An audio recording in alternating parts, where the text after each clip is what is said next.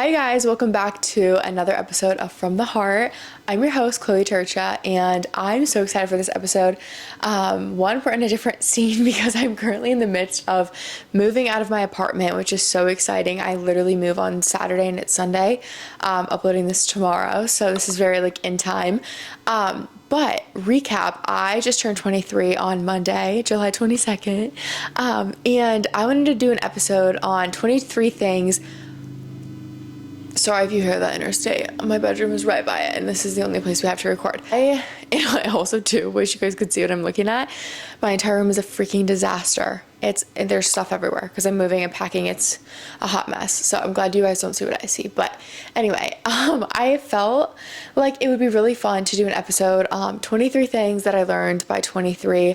Like I said, I just turned 23 on Monday, so I made a list. I made a list on my little hot girl walk. I do a prayer walk now, and I don't wear AirPods. I don't listen to music. I don't do anything. I just kind of walk and I talk to myself, talk to God, pray, and it has brought me so many revelations and really cool moments. And a lot of these have honestly stemmed from those walks. And so I'm really excited to dive into these. Some of these will be repeats of what you've heard over the course of the last year on this podcast. Some of these things are going to be brand new that I really just kind of pondered on, and it came to me and I wanted to share because I've learned a lot this year. From 22 to 23, I think has been the most transformational year for me, especially considering the fact that I moved to Arizona 2 weeks after I turned 22. So I've been in a new environment. I have been saved. So many big moments, critical things have happened in my life that change is good. Change stems from growth. Our growth stems from change, and I have just grown so much as a human. And everyone asks are you staying in Arizona? Yes, I was staying in Arizona. I'm actually just moving to a different suburb because right now I'm 45 minutes from anything and everybody, and it's terrible. I'm sick of driving on the 101 and 60 and the roads here are just insane. Let's just say that. So I'm very, very excited to get my own place and just a new place, a new environment, and I think more growth will even come from that. I'm really excited to get more plugged in my community, in my church, with friends and stuff, just going to be closer. But anyway, that's just a little recap of what's been going on. But now I want to get into 23 things I learned because there's a lot. And there's a lot that we're going to get into. But number one, and this is in no particular order, this is just kind of things that popped into my head, and there was some of them I had to combine and kind of make two because the list was longer than 23. I've learned so much stuff. But number one is that we shouldn't seek our own good, that we should seek the good of others. Just take the focus off yourself. This has probably been one of the biggest things that I've learned. And this is something within the past 6 months. This has been really hard for me because it's one of those things where I had to be kind of called out on it, and I had to be, called out. Kyler kind of called me out on it in a polite way. He more so didn't call me out. He just asked me about it, and I started reflecting.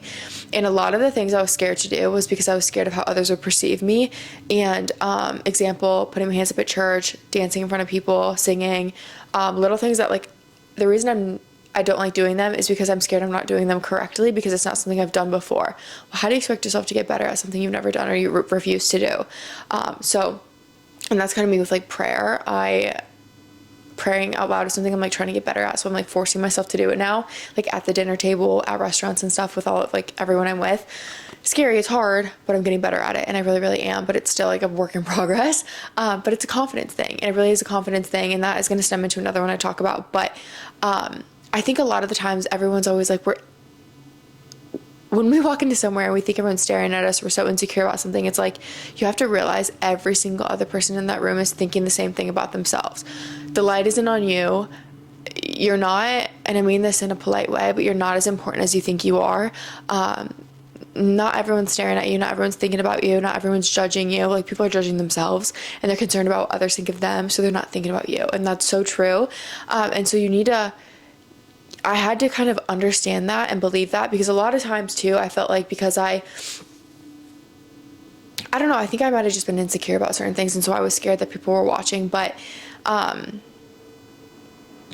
don't know. That was kind of one where it was a two-parter.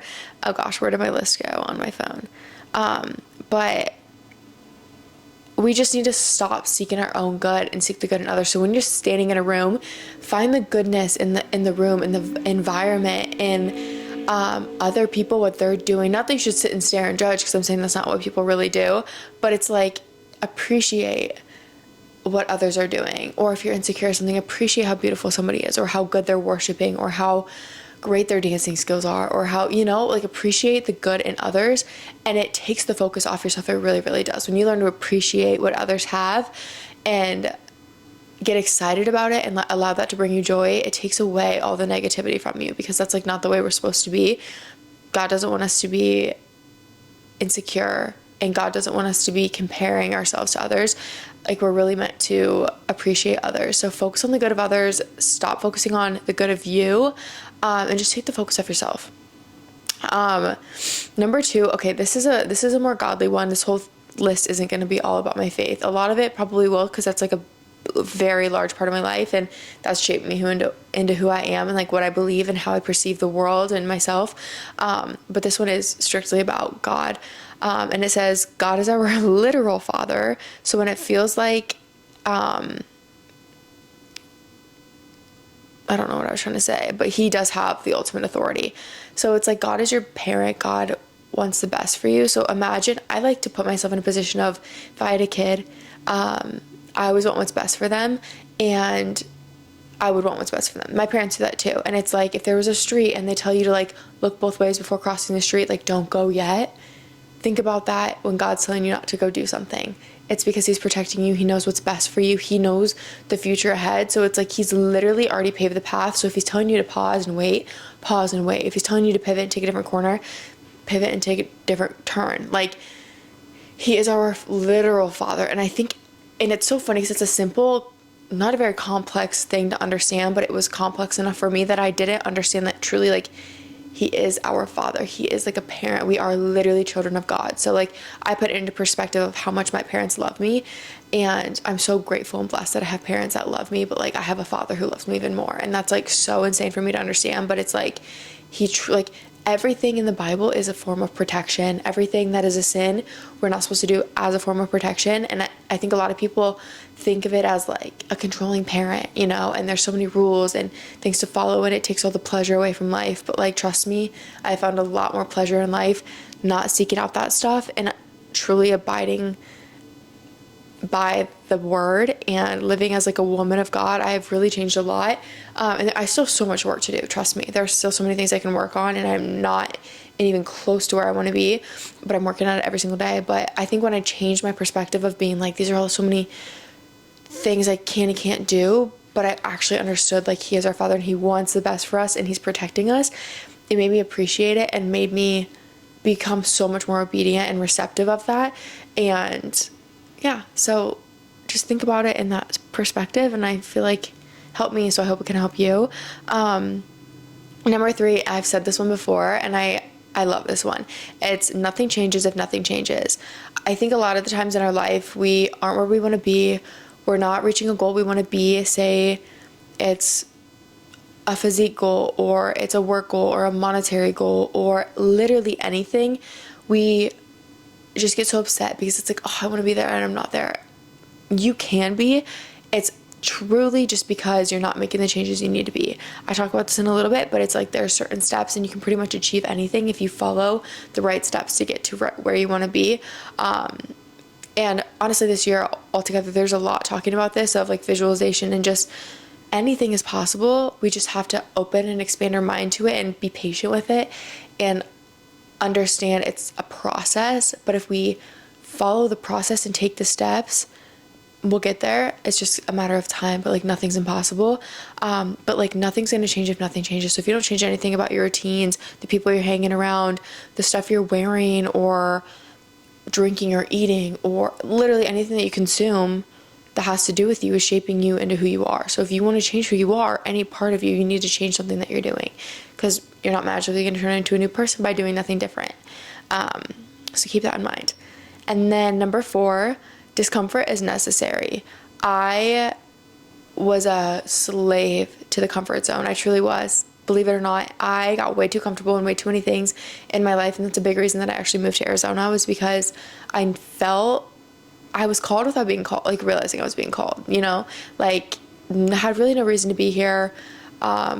Don't know why I wanted to come here. I just knew that I needed to get out of Iowa. I was getting uncomfortable. A lot of my relationships and friendships weren't bad by any means, but they weren't really serving. Like, I just felt like I needed more, and I had like not necessarily outgrown the people, but I had outgrown who I was there, and I knew I had more to tap into, and I needed to get uncomfortable again because I was so comfortable with my friendships. I was so comfortable with being home in the city and what I was doing that I wasn't growing anymore, and I have truly like never grown more in a year in my entire life than I did since moving here, because everything was discomfort. Finding a new church, finding new friends, finding a new routine, being in a new area, not even knowing what grocery stores to shop at or where they were or where stuff was. Like, I felt like a foreigner.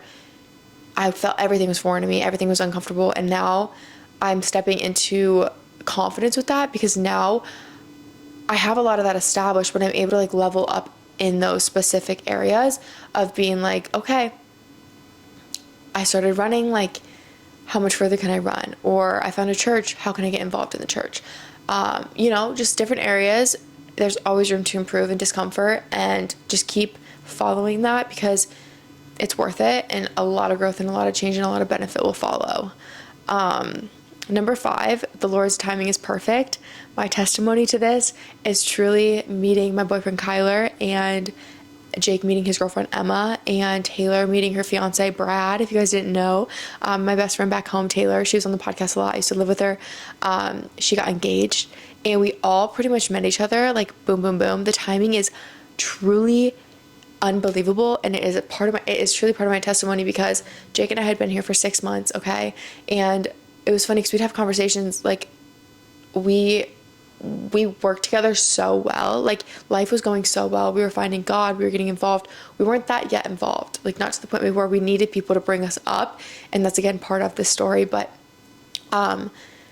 we were kind of like dating around and meeting people. Nothing was really working out. And I was getting really discouraged, guys. I'd been single for 2 years. 2 years.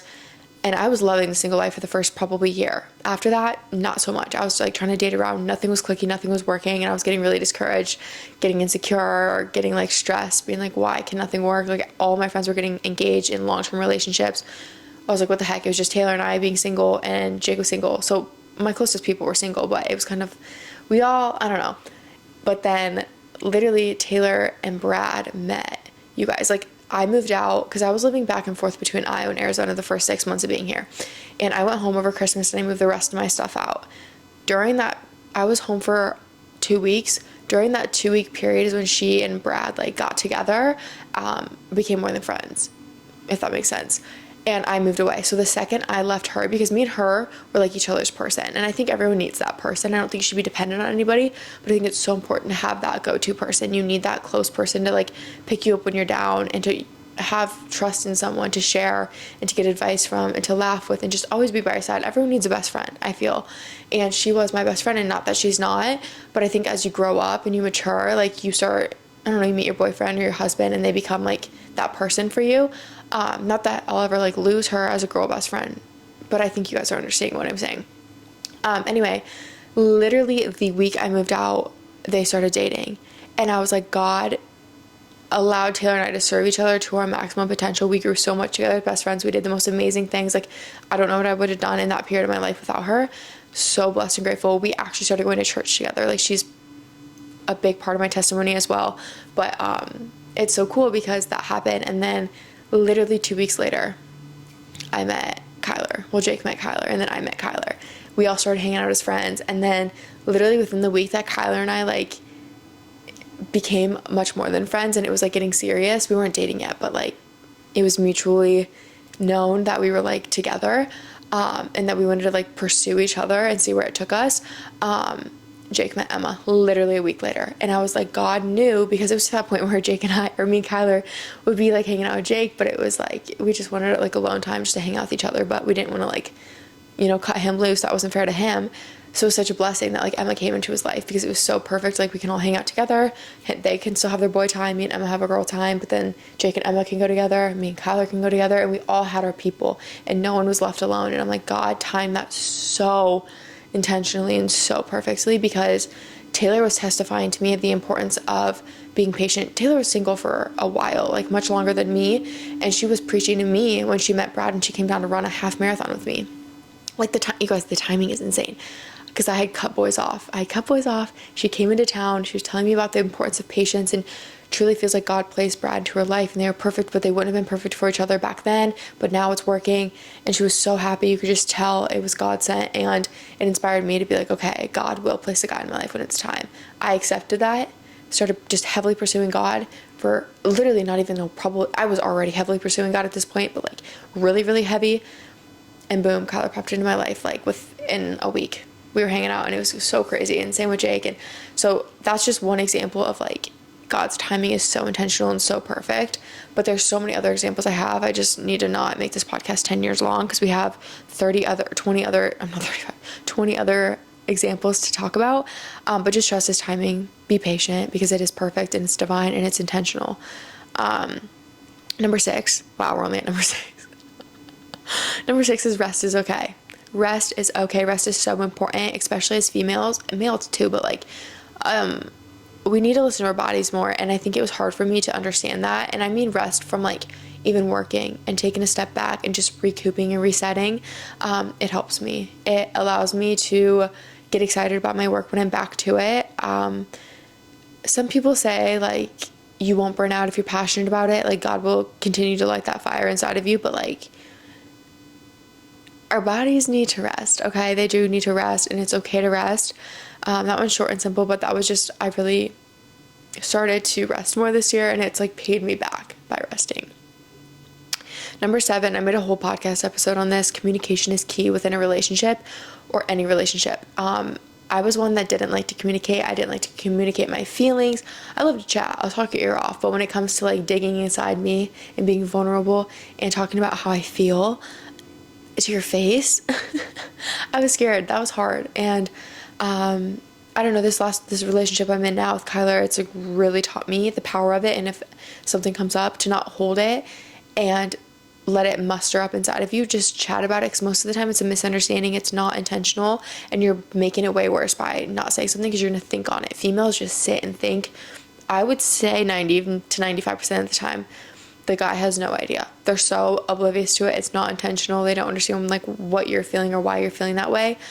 So just bite it in the butt right away and it'll be fine. And the way to do that is through communication. So just get chatting, get communicating. It's scary. And for me, sometimes like I have to take a minute. Like I process slowly and I want to make sure I'm communicating what I mean. And because like sometimes I feel a certain way, but I don't know why or how I feel like that. And so I have to take time to like process it. But then communicate. Like my mom always said that and I just didn't understand. I'm like, yeah, whatever. That's an easy answer. But like, no, there's power in words. Again, there's power in words, power in the tongue. Like be conscious of how you speak, what you speak about. Words are vastly important and they're very powerful. So be careful. 8. Patience is a skill. So like I said earlier, patience is key. Wait on God's timing, be patient. But it's a skill. And I used to be like, I'm just not a patient person. That's just not me. I'm not a patient person. No. Okay. Patience is something that you can develop. It can be worked on. It can be improved upon. If you don't think you're patient now, you might not be, but that doesn't mean you can't be in the future. Work on it. And a lot of times I like to like in situations where I'm like, wow, like I'm losing my patience. I'm like, God's testing my patience. He's building my patience. Look at it, rewire it. Look at it as an opportunity to learn and to build the patience because God will test you in areas that you need to be tested. Okay. Now we're cooking through it a little bit. Number 9, having routine is critical. My routine is everything. It's how I stay sane. It's how I get things done. It's how I stay on track within work. It's how I stay on track within the gym and my fitness goals. Any goal I have in life, I create a routine around it.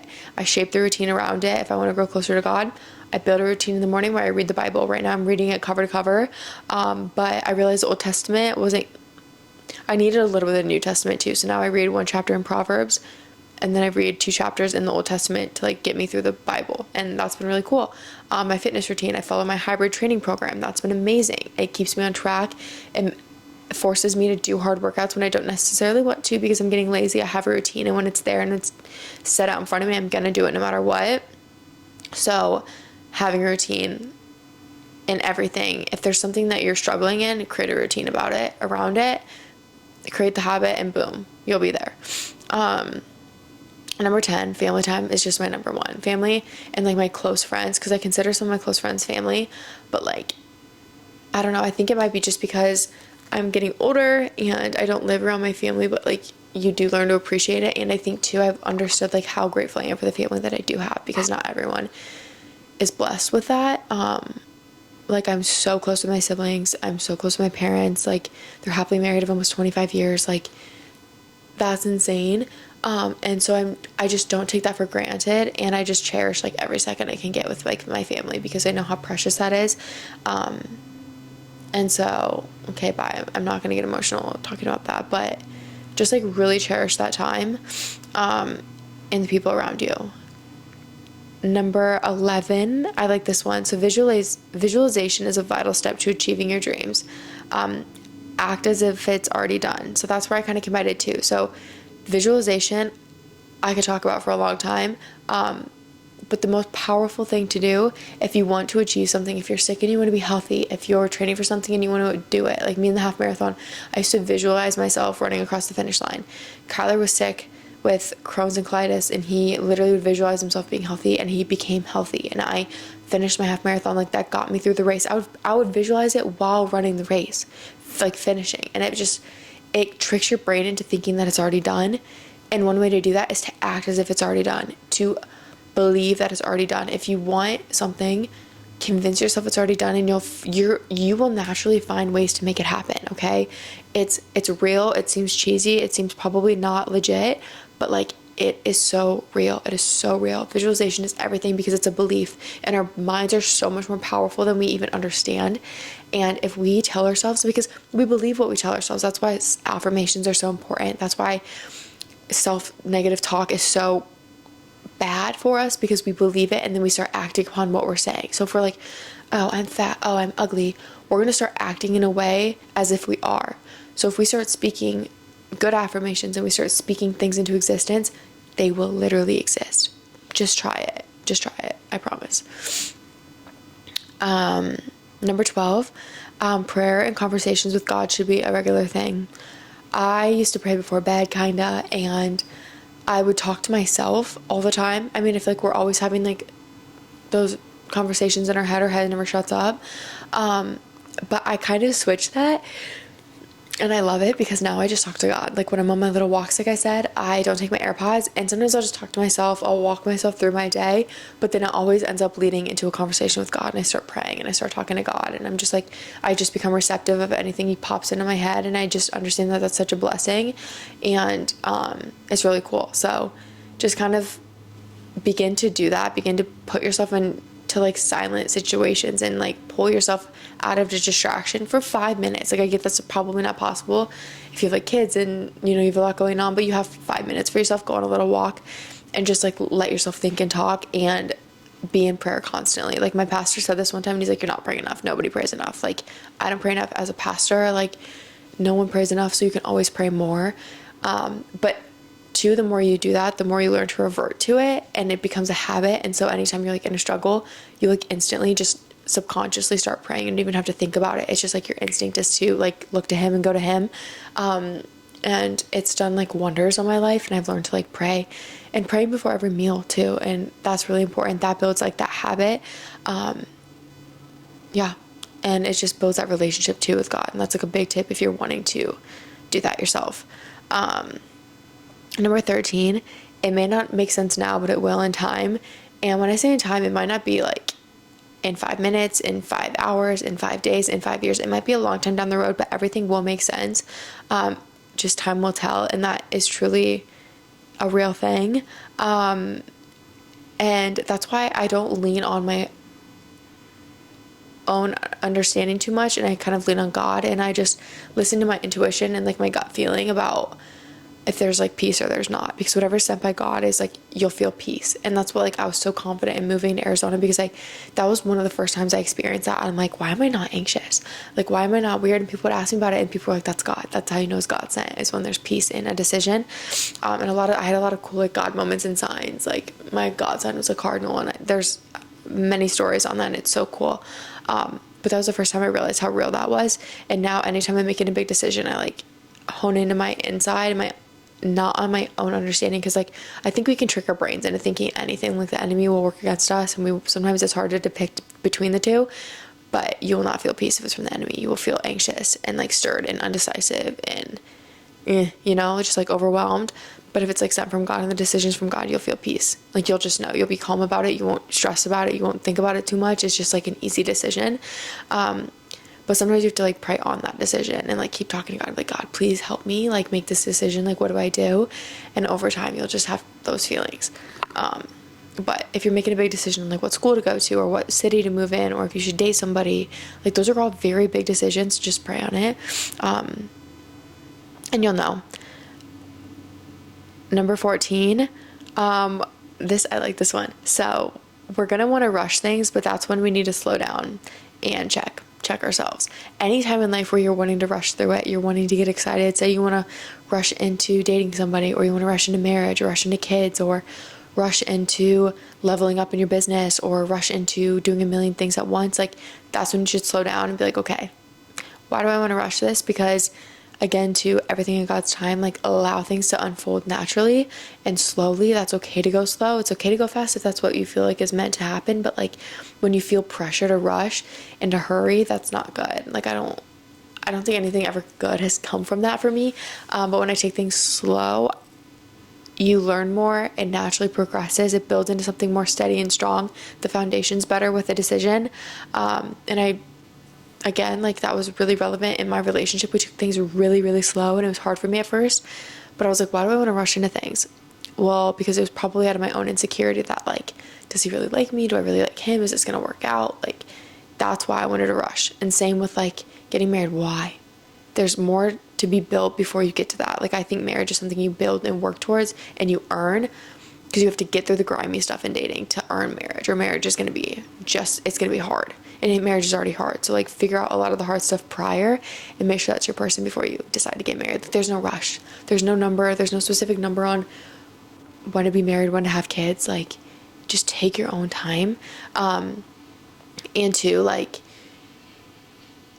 even just like with kids, and people think that they need to rush into having children. Like, heck, one of my very good friends is pushing 30 and she's like, I'm just not ready for kids yet. Like, God willing, like when I feel called to have a kid, I will, but like I don't right now. Like, selfishly, she's like, I want to enjoy life. Like, I want to travel. I want to do all these things. I want to like enjoy what we've provided before I put everything into being a mother. Because when I'm a mother, like that's going to be my whole world, and I'm going to do everything for my kids and live very selflessly. And she's like, I'm not ready to do that yet. And I'm like, that is very selfless to do at the same time, because everyone around her is having kids and she's like, that's just not for me. And so I'm like, don't rush anything, okay? And if you're wanting to rush, check yourself, ask yourself why. Number 15 is to put my confidence and worth in God, and understand that's where it comes from.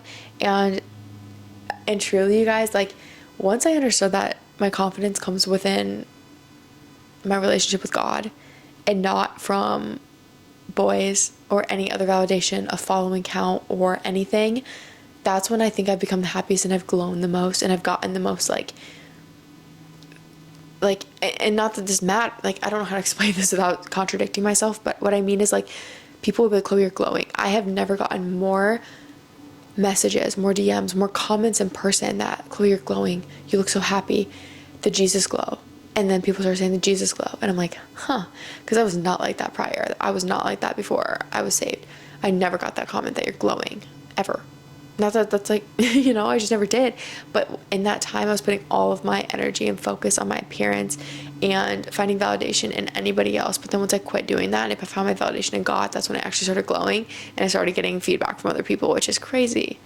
Not a coincidence. So the Jesus glow is real and it is strong.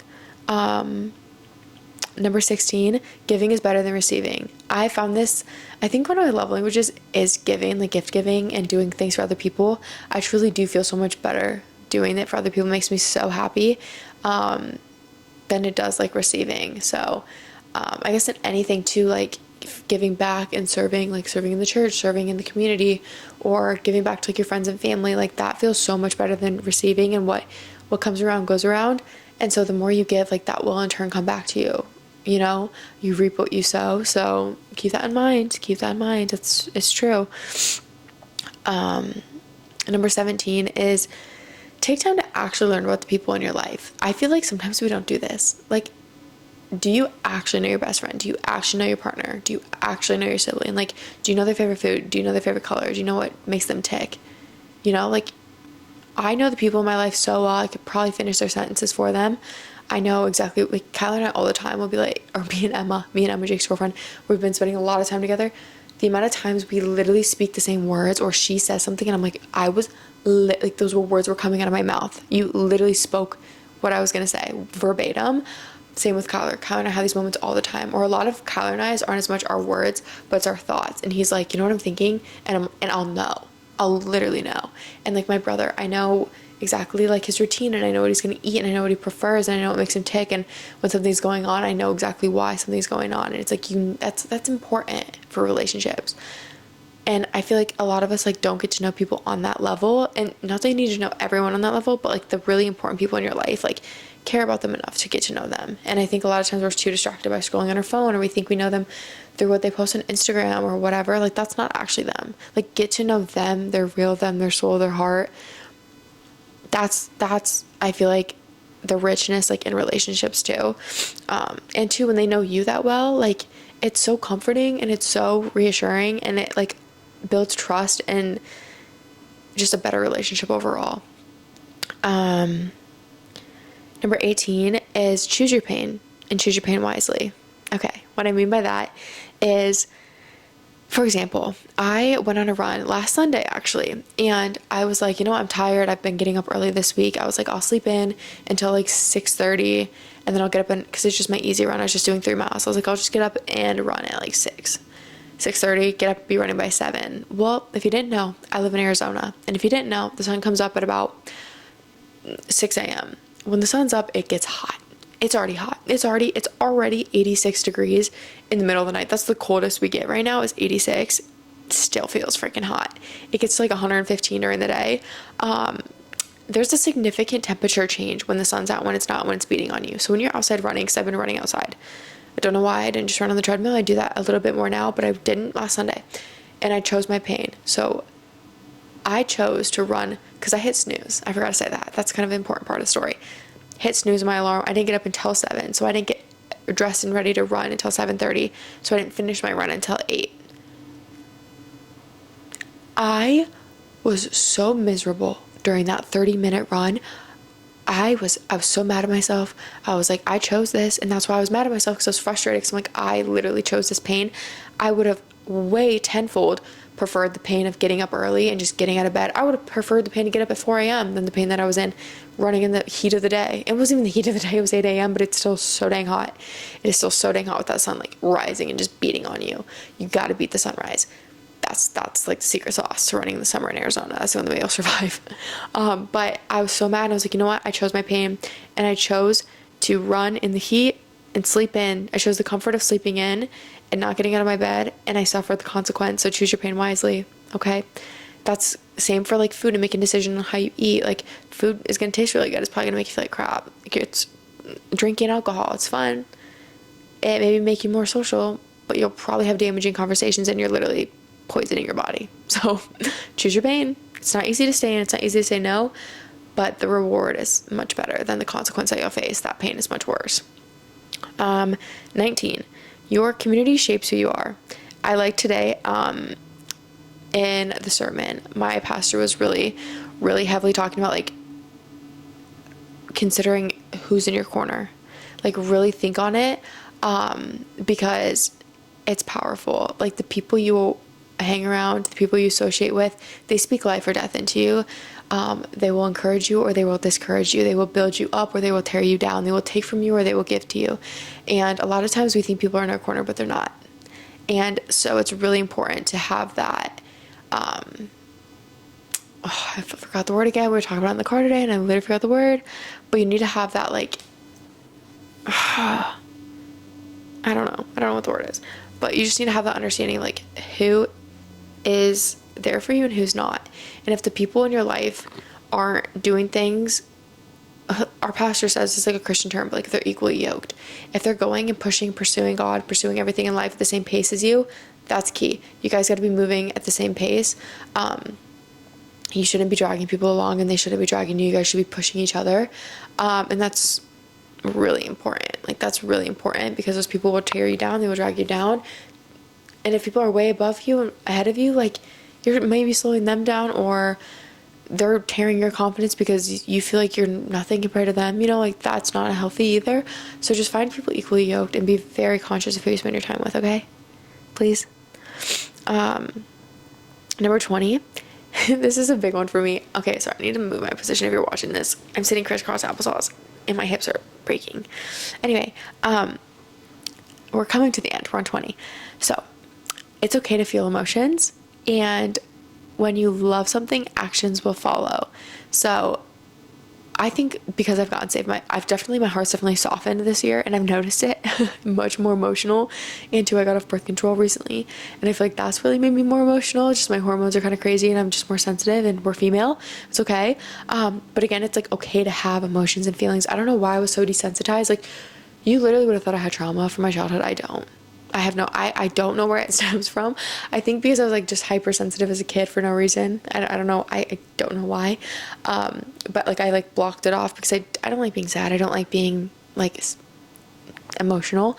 But I shut that off too much, and it made me like kind of, I don't want to say cold-hearted, because I was never like truly cold-hearted, but like kind of numb. I was numb to a lot of stuff, and I don't like that. Like, that's not a way to live. It's good to like feel emotions, because you can feel love deeply, you can feel love deeper, you can appreciate that stuff better. So like all the good emotions too are also like more extreme in a good way. Like, you feel those heavier, but you also feel like, you know, the hard one's heavier, but like, it's okay. That's part of life, and you can learn from them. And if you again have the right people in your corner, like, they'll help you through those moments, and it kind of forces you to rely on God at the same time. And I don't know, I just used to cover it up, and now like it's been really helpful since like meeting Kyler. Like, my boyfriend has really helped me like talk about my emotions and like talk through it, rather than just like shutting down, because that's what I used to do, and not talk about it and like avoid it at literally any and all cost. So if you're like me, it's okay. It's okay to be sensitive, okay? And if you're a girl and you're like, I cry too much, whatever, it's okay. It's okay. Emotions are there for a reason, and they're natural. And they're trying to tell us something, probably, you know? Oh, but I liked this. This was in a sermon I was watching, and it was like, when you love something, actions follow. And I feel like that's something important to kind of analyze and see, like, in relationships. It's like, does he really love me? Or is there an alternate,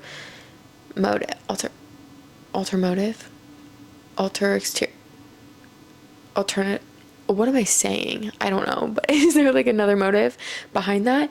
Because if they love you, actions will follow. When someone loves you, they will naturally want to do things for you. A guy will naturally, the thing is too, the actions that females have versus males are probably going to differ.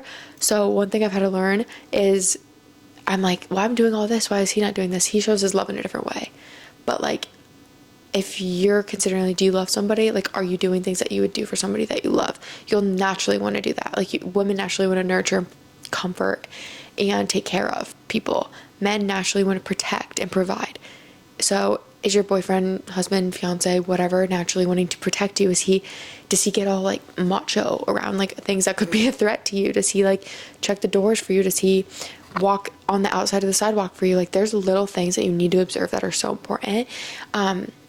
He may not, think to, I don't know, do things that we do. Like, we think to like make them food, or prep or set their clothes out, or clean up and tidy up a space. Like, that's a natural instinct for a female to do.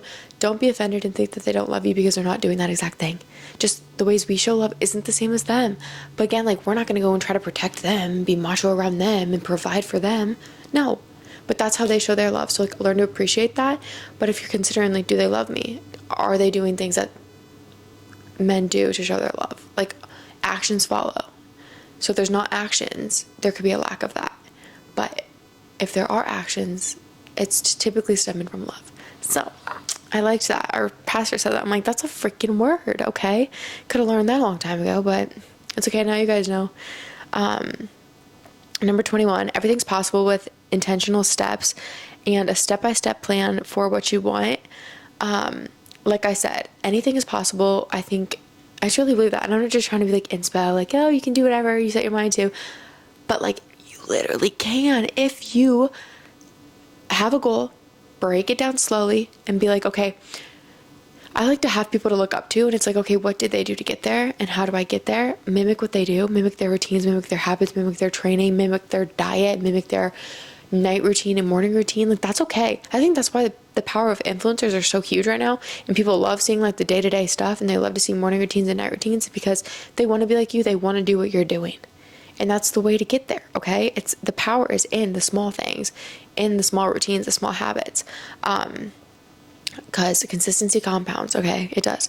So literally you just have a goal and then break it down into phases, into steps, and then break those phases and steps down into habits and then follow them. It's like a blueprint where you want to go. You just got to give time and patience to it. It's not going to happen overnight. You got to develop skills. You got to work at things, but trust me, it's there. And what you cannot do, he can do. So understand, if you feel like you just can't do it, pray about it. Set expectations for God. Ask God for things. It's okay to ask God for things. Obviously, we need to give him praise and gratitude, but like we can also depend on him and expect things from him, because I, again, learned this recently, is like when you set expectations, it's proven that you have faith in something. And like if you expect him to do it, it's again with that theory that not that theory, but what I was saying earlier is like, act as if it's already done. Tell God as if you already expect it to be done, because you have faith in that he will do it. So talk to him as if it's already done and expect it. And again, it will follow. So that's that. And then number 22, this is a good one. If it's not meant for you, God will make it pass you by. Trust me on this. God will he will throw every roadblock in front of you until you finally become obedient and be like, okay, all right, it's fine. It's not meant for me. It'll pass me by. Like there was an apartment that I kept looking at, the motorcycle. Can you please pass me by? Thank you. There was an apartment that I really liked, and I went and toured it like 3 or 4 times. I kept refreshing the page, and I was like, there's not a unit that was working for me. It either have a really crappy view, or it was too small, or it was too expensive. And I'm like, there wasn't a win. I just couldn't find it. We tried to find every solution. We tried to mix and mingle and, find every loophole, and there just wasn't it. And I just had to kind of surrender and be like, okay, God doesn't want me there. I'm like, what else is there? And then it forced me to like keep looking. And I finally found the place that I signed a lease to, and it's like so cute. It's so cutie. It's brand new. The girls at the front desk are so nice. Like, I'm so excited. And again too, right now, like there's still a lot of complications even in it. Like, you guys, I'm an idiot, and I literally signed a lease to the wrong unit. I didn't realize I had multiple links to different things, and I signed it, and then I saw that I signed it to the wrong unit, so I had to call and redo it. But I was like, okay, that's embarrassing. And then there was something with like the approval process, and because I'm like self-employed, it's like a whole headache and a half to do. That was a headache, and I had to get through that roadblock. And then I'm moving in, and so everything was, and I can't tour the unit because it's still being built. It's under construction, so I've only toured like a similar unit. And so I was like, okay, so I just like have faith that I'll like it because I like the similar layout. And then part of their deal is like 6 weeks free, or you get 4 weeks free, and then you get like so much money towards a moving company. I'm like, sign me up. I'll go with that one because I'm not moving. I'm not taking apart this bed. I'm not taking apart my couch. I want a mover to come do it. I'm not lifting all this up. I'm not lifting this, like, no. So I went with that deal. It's been a headache and a half, okay, to get the movers scheduled with my move-in day at my new apartment. Like, it's still not done. So if I don't end up in this apartment, we'll have a meltdown probably, but I'm just going to trust God and be like, okay, he has something better for me. But it's taken a lot of that stress and anxiety. What I'm trying to get at is it's taken a lot of stress and anxiety of being like, if I don't find a solution, then it's not meant to be. And I have to let it go and just trust that God has something better for me.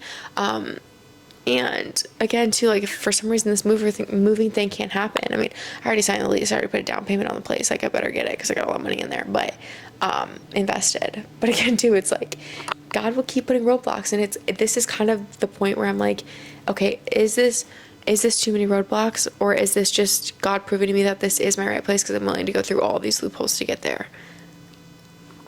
I don't know. I'm still figuring that one out, but I really do like the place, and I think it's meant for me. But if I move into it, I'll let y'all know because I'm supposed to move in Friday and it's Sunday. So still don't have the moving scheduled. So anyway, moving on to number 23. Oh, actually, back to 22 though.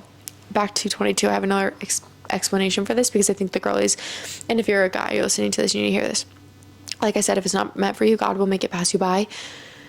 This goes for people too, and jobs. But like, I have another example for people. There was a guy previous, and when I say everything that could happen, like to put a roadblock in between him and I being together, like my flesh wanted it. Our souls weren't there for each other. Like, that wasn't my person. Like, I truly believe Kyler's my person. But like, I would never met him if all these things didn't happen. Like, the reason I know him is because of like other situations based on from other people that have got me here. So like, everything's so intentional, but like those situations will pass you by.